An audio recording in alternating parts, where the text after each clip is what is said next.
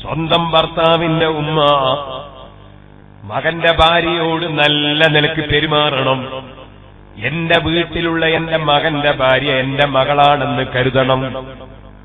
സ്വന്തം മകൾക്ക് വല്ല കുറ്റവും കുറവും ഉണ്ടെങ്കിൽ ആരോടെങ്കിലും പറയുമോ?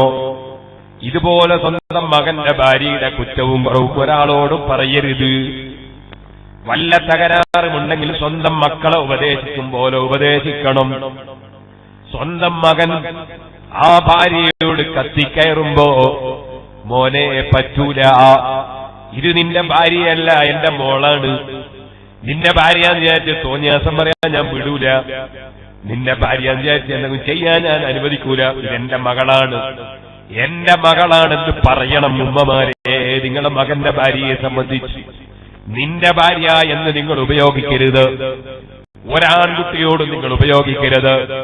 നിന്റെ ഭാര്യ എന്ന് ഉപയോഗിക്കുന്നതോടുകൂടി നിങ്ങളുടെ സ്വന്തം ആൺമക്കളും നിങ്ങളും തമ്മിൽ അകന്നു പോകും. ഉമ്മമാരെ, നിങ്ങൾക്ക് നിങ്ങളുടെ ആൺമക്കളുടെ സന്തോഷം വേണ്ടേ?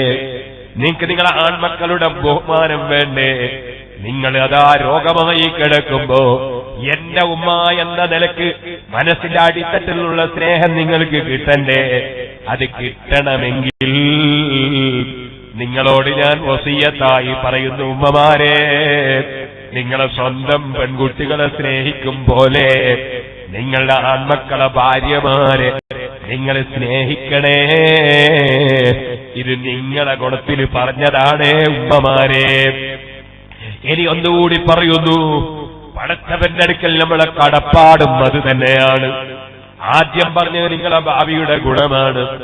രണ്ടാമത് പറയുന്നു, അതേ ഭർത്താവായ നിന്റെ മകൻ ആഖിറത്തിൽ രക്ഷപ്പെടണമെങ്കിൽ, നീയും ആഖിറത്തിൽ രക്ഷപ്പെടണമെങ്കിൽ, ആ പാവപ്പെട്ട പെൺകുട്ടി, മറ്റൊരു കുടുംബത്തിൽ ജീവിച്ച പെൺകുട്ടി നിന്റെ വീട്ടിലേക്ക് ഒറ്റയ്ക്ക് കയറി വരുമ്പോ, ഇന്നലെ വരെ സ്വന്തം ബാപ്പന്റെ കൂടെ, സ്വന്തം ഉമ്മന്റെ കൂടെ, സ്വന്തം ജ്യേഷ്ഠത്തിയുടെ അനുജത്തിയുടെ ആങ്ങളമാരെ കൂടെ ജീവിച്ചൊരു പാവപ്പെട്ട പെൺകുട്ടി ഒരു പുതിയ വീട്ടിലേക്ക് കയറി വരുമ്പോൾ ആ പെൺകുട്ടിയുടെ മനസ്സിലുള്ള ആശങ്കകൾ എത്രയാണ്, ബേജാറെത്രയാണ്.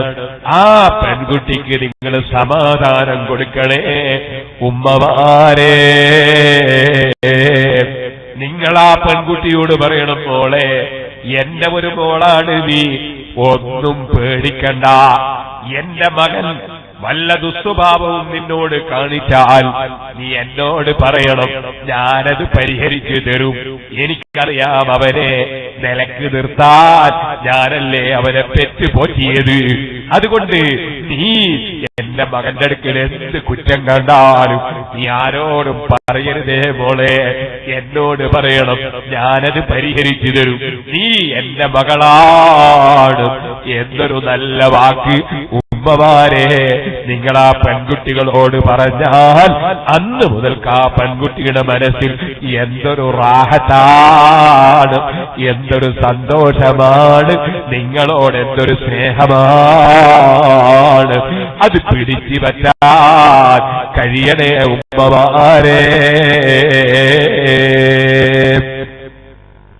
ഇതുപോലെ ഞാൻ പറയുന്നു, അതെ, എന്റെ മകൾ വിവാഹം കഴിച്ചു.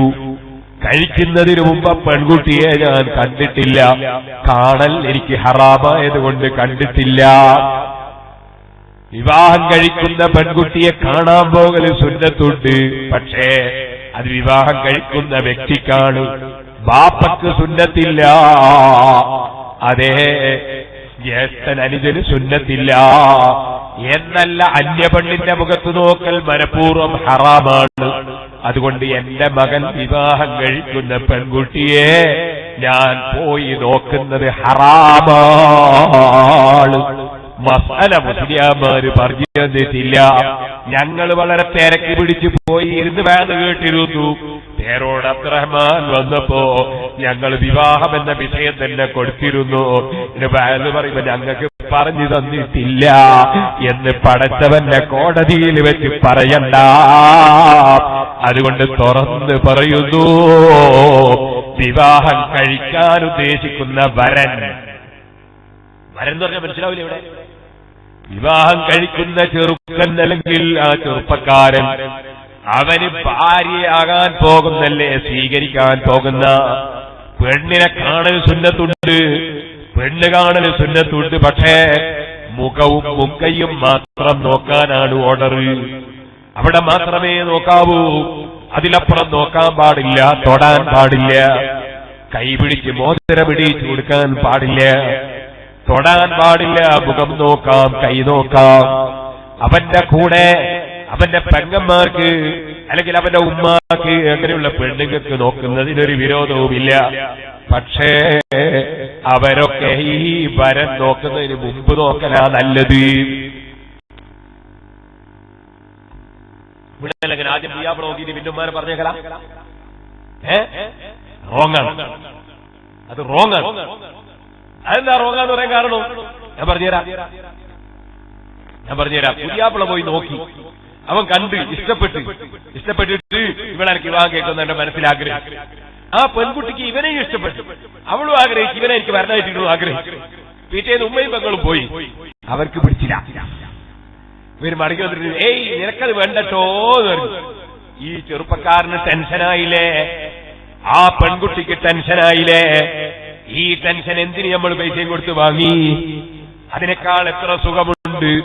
ഉമ്മയും പെങ്ങന്മാരൊക്കെ ചെന്ന് നോക്കി ഇഷ്ടപ്പെട്ടു, ഞങ്ങളെ ഭാഗം സാങ്ഷനായി. ഇനി നീ പോയി നോക്കി, എനിക്ക് പറ്റുമോ നോക്ക്, കെട്ടുന്നത് നീയാണോ, നീ പോയി നോക്ക്.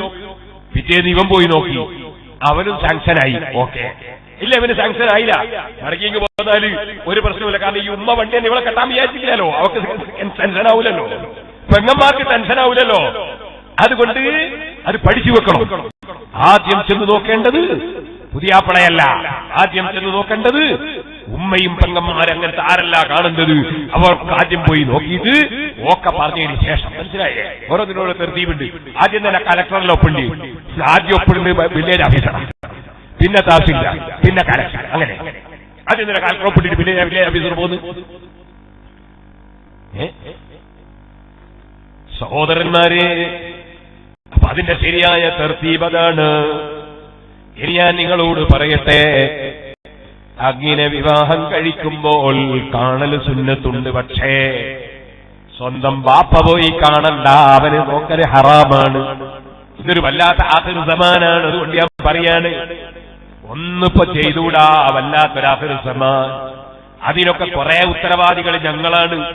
ഞങ്ങൾ തന്നെ എന്റെ വർഗത്തിൽപ്പെട്ടവരാണ്. അല്ലാഹു തആല എല്ലാ വർഗത്തെയും നന്നാക്കട്ടെ. സുബ്ഹാനല്ലാഹ്, മുസ്ലിയാമാര് നന്നാകണം, മുസ്ലിയാമാര് നന്നാകണം. അതുപോലെ അമീർ ഉമറാക്കൾ നന്നാകണം.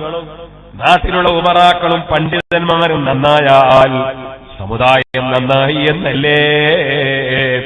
അതുകൊണ്ട് ഞാൻ പറയട്ടെ, സുബ്ഹാനല്ലാഹ്, ഞാനൊരു വീട്ടിൽ പോയി. അങ്ങനെ ആ വീട്ടിൽ പോയപ്പോ ഞാൻ ഈ ആചാര്യ ആദ്യമായിട്ട് പരിചയപ്പെടുകയാണ്. അങ്ങനെ അയാളെ പരിചയപ്പെട്ടു. അങ്ങനെ അദ്ദേഹത്തിന്റെ റൂമിലേക്ക് എന്നെ കൂട്ടിക്കൊണ്ടുപോയി. റൂമിൽ കൂട്ടിക്കൊണ്ടുപോയപ്പോ അദ്ദേഹത്തെ മന്ത്രിച്ചു കൊടുക്കാൻ പറഞ്ഞു. ഞാനൊന്ന് മന്ത്രിച്ചു കൊടുത്തു, കാരണം യാതൊരു കുഴപ്പമില്ല. പിന്നെ സുബ്ഹാനല്ലാഹ്, വരുന്ന രണ്ട് പെൺകുട്ടികളാണ്, വലിയ ബാല്യക്കാരത്തി പെൺകുട്ടികൾ, ഡിഗ്രിക്ക് പഠിക്കുന്ന പെൺകുട്ടികളാണ്. മന്ത്രിപ്പിക്കാൻ വരികയാണ്. ഞാൻ പേടിച്ച് ബേജാറായി പോയി. സുബ്ഹാനല്ലാഹ്, ഇതിനാരാ ഉത്തരവാദി? ഇതിനൊരു ഉത്തരവാദി ആചാരല്ല. കാണുന്ന പെൺകുട്ടികളെ തലയിൽ കൈവച്ചു കൊടുത്ത് മന്ത്രിക്ക് നേരം മൊയ്യന്മാരുണ്ട്. കാണുന്ന പെൺകുട്ടികളെ തലയിൽ കൈവച്ചു കൊടുത്ത് മന്ത്രിക്കുന്ന മൊയ്യന്മാരുണ്ട്. അതുപോലെ തന്നെ ദുനിയാവിന് വേണ്ടി എന്തും ചെയ്യുന്നവരുണ്ട്. അവിടെയല്ലേ കുഴപ്പം? അതുകൊണ്ട് പറയട്ടെ സുഹൃത്തുക്കളെ, നമ്മൾ ക്രിസ്തീയ സമുദായത്തെ പോലെയാകരുത്.